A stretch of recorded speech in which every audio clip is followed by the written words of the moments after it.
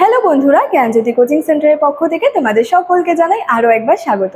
আজকের ক্লাসে তোমাদের সঙ্গে যে বিষয়টি নিয়ে আলোচনা করব সেটি হলো গান্ধার শিল্পের বিষয়বস্তু সম্পর্কে, অর্থাৎ গান্ধার শিল্পের বিষয়বস্তু কি রয়েছে, এই যে টপিকটা রয়েছে এই টপিকটা সম্পর্কে আজকের ক্লাসের মাধ্যমে তোমাদের সঙ্গে কিন্তু আলোচনা করব। ঠিক আছে? আচ্ছা, তবে আজকে আলোচনার বিষয় শুরু করার আগে তোমাদেরকে একটা ছোট্ট ইনফরমেশন দিয়ে রাখি। তোমরা যারা যারা ভাবছো আমাদের সঙ্গে এই সেমিস্টারে অনলাইনে যুক্ত হবে, তারা কর্নারে দুটো নাম্বার দেখতে পাচ্ছ, 7076398606 এবং 6295916282। এই নাম্বার দুটি হলো আমাদের জ্ঞানজ্যোতি কোচিং সেন্টারের অফিসিয়াল হেল্পলাইন নাম্বার। তোমরা যারা যারা ভাবছো আমাদের সঙ্গে অনলাইনে যুক্ত হবে, নাম্বার দুটির মধ্যে কিন্তু যে কোনো একটি নাম্বারে যোগাযোগ করে আমাদের সঙ্গে যুক্ত হয়ে যেতে পারো। ঠিক আছে? এছাড়াও তোমাদের সেমিস্টারের কোর্স ফি সম্পর্কে একটু বলে রাখি। দেখো, তোমাদের কোর্স ফি যেটা আগে ছিল সেটা ছিল হচ্ছে 1199 রুপিস, কিন্তু এই কোর্স ফিটা কিন্তু এখন তোমাদের পে করতে হচ্ছে না। কেননা তার কারণ হলো তোমাদের জন্য কিন্তু একটা খুবই সুন্দর অফার রাখা হয়েছে। অফারটা হলো তোমরা কিন্তু শুধুমাত্র 99 রুপিস রেজিস্ট্রেশন ফি এর বিনিময়ে কিন্তু তোমাদের পুরো যে সেমিস্টারটা রয়েছে সেটা কিন্তু ক্লিয়ার করে নিতে পারছো। এবং এই যে অফারটা রাখা হয়েছে, এই অফারটা কিন্তু শুধুমাত্র প্রথম 100 জন স্টুডেন্টসের জন্যই কিন্তু রাখা হয়েছে। অর্থাৎ সেকেন্ড সেমিস্টারের প্রথম 100 জন, ফোর্থ সেমিস্টারে প্রথম 100 জন এবং সিক্স সেমিস্টারে প্রথম 100 জন স্টুডেন্টসের জন্য এই অফারটা কিন্তু রাখা হয়েছে। ঠিক আছে? তো এই ছিল ইনফরমেশনের বিষয়। এবার সরাসরি আলোচনার বিষয় শুরু করছি। দেখো, প্রথমেই বলেছি আলোচনার বিষয় হচ্ছে গান্ধার শিল্পের যে বিষয়বস্তু রয়েছে সেই বিষয়টা নিয়ে। ঠিক আছে?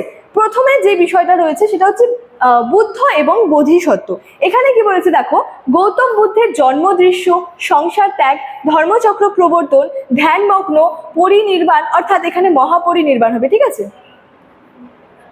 মহাপরিনির্বাণ প্রভৃতি ঘটনা কি হয়েছে গান্ধার শিল্পে কিন্তু স্থান পেয়েছে। ঠিক আছে? বলেছে উত্তর পশ্চিম সীমান্ত প্রদেশ, সিন্ধু, পাঞ্জাব, বেলুচিস্তান, আফগানিস্তান, মধ্য এশিয়া থেকে বুদ্ধ ও বোধিসত্ত্বের মূর্তি এবং প্রস্তর গাত্রে রূপায়িত জাতক কাহিনী কিন্তু নিদর্শন পাওয়া গেছে।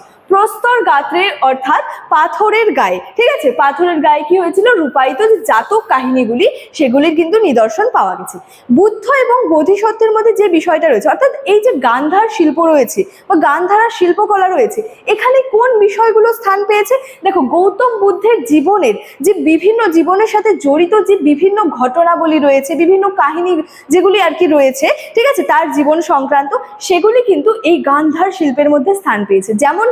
যেমন দেখো, গৌতম বুদ্ধের যে জন্মদৃশ্যের যে বিষয়টা, ঠিক আছে, এছাড়াও সংসার ত্যাগ, অর্থাৎ তার যে এই সংসার ত্যাগের যে ঘটনাটা রয়েছে, যেই বিষয়টা রয়েছে, সেটা কিন্তু বৌদ্ধ ধর্মের ইতিহাসে মহাভৃণিষ্ক্রমণ নামে কিন্তু পরিচিত ছিল। ঠিক আছে? এরপর আমরা দেখবো যে ধর্মচক্র প্রবর্তনের যে বিষয়টা রয়েছে, মহাপরিনির্বাণ লাভের যে বিষয়টা রয়েছে, ঠিক আছে, ধ্যানমগ্ন হওয়ার, এই সমস্ত অর্থাৎ গৌতম বুদ্ধের যে জীবনের বিভিন্ন ঘটনাবলী সংক্রান্ত বিভিন্ন বিষয় কি হচ্ছে এই গান্ধার শিল্পের মধ্যে কিন্তু স্থান পেয়ে আছে।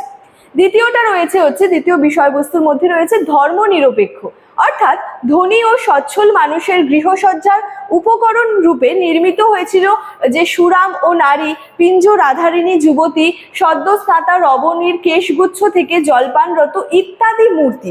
অর্থাৎ এই যে ধনী ও সচ্ছল যে মানুষগুলি রয়েছে, সেই মানুষের গৃহসজ্জার উপকরণ হিসেবে কি হয়েছে, যে নির্মিত হয়েছিল, যে সুরাম ও নারী, পিঞ্জ রাধারিণী যুবতী, এছাড়াও সদ্যস্নাতা রমণীর কেশগুচ্ছ থেকে জলপানরত ইত্যাদি, এই সমস্ত যে মূর্তিগুলি রয়েছে এগুলি কিন্তু নির্মিত হয়েছিল। ঠিক আছে?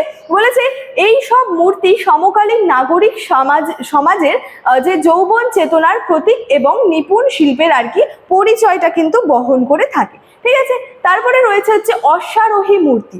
দেখো, এখানে যে বিষয়টা বলা হচ্ছে সেটা হচ্ছে আফগানিস্তানের বেগ্রাম অঞ্চলে আবিষ্কৃত অশ্বচালকের টেরাকোটা মূর্তি এবং বৌদ্ধ ভাস্কর্যে প্রাপ্ত অশ্বারূঢ় প্রতিকৃতি থেকে জানা যায় যে অশ্বারোহণ তাদের আর কি একটা খুবই প্রিয় বিষয় ছিল। ঠিক আছে? এছাড়াও কি একটি আয়তাকার শিলা ফলকে দেখা যায় রাজপুত্র সিদ্ধার্থের মহাভৃণিষ্ক্রমণের দৃশ্য উৎকীর্ণ করা রয়েছে। অর্থাৎ কি দেখা যাচ্ছে? একটা আয়তাকার শিলা ফলক ছিল, সেখানে কি দেখা যাচ্ছে যে রাজপুত্র সিদ্ধার্থ, এখানে সিদ্ধার্থ বলতে কিন্তু গৌতম বুদ্ধকে বোঝানো হচ্ছে। অর্থাৎ জন্মের পর কিন্তু গৌতম বুদ্ধের পুত্রের নাম রাখা হয়েছিল সিদ্ধার্থ, ঠিক আছে, এবং পরবর্তীতে তার নাম হয়েছিল কিন্তু গৌতম, ঠিক আছে। তো বলেছে যে সেই সিদ্ধার্থের মহাবৃনিষ্ক্রমণের দৃশ্যটি উৎকীর্ণ করা হয়েছে। মহাবৃনিষ্ক্রমণের যে দৃশ্যটি সেটা বলতে বোঝানো হচ্ছে তার যে সংসার ত্যাগের যে দৃশ্যটি রয়েছে, অর্থাৎ তার পুত্রের জন্মের রাতেই তিনি যে গৃহত্যাগ করেছিলেন তার সেই গৃহত্যাগের যে দৃশ্য সেটাই কিন্তু মহাবৃনিষ্ক্রমণ নামে পরিচিত, ঠিক আছে। বলেছে দেখো যে ফলকটি বর্তমানে কোথায় অবস্থিত, ভিক্টোরিয়া অ্যান্ড অ্যালবার্ট মিউজিয়াম যেটা লন্ডনে রয়েছে সেখানে কিন্তু সংরক্ষিত আছে। তাহলে ফলকটি কোথায় সংরক্ষিত আছে, একটা মিউজিয়ামে সংরক্ষিত আছে যেটার নাম হলো ভিক্টোরিয়া অ্যান্ড অ্যালবার্ট মিউজিয়াম, যেটা কোথায় আছে, লন্ডনে কিন্তু রয়েছে। তাহলে এই যে গান্ধার শিল্প রয়েছে, এই গান্ধার শিল্পের যে বিষয়বস্তুগুলো রয়েছে, গান্ধার শিল্পের মধ্যে কোন বিষয়গুলো স্থান পেয়েছে, সমস্ত কিছু বিষয় নিয়ে আজকের ক্লাসের মাধ্যমে কিন্তু তোমাদের সঙ্গে আলোচনা করলাম, এবং আজকে আমার আলোচনার বিষয় কিন্তু এতটাই ছিল, ঠিক আছে। ইনফরমেশন ভিডিও শুরুতেই আলোচনা করে রেখেছিলাম। চলো আজকের ক্লাস এতটাই, দেখা হচ্ছে পরবর্তী ক্লাসে। Thank you so much, thanks for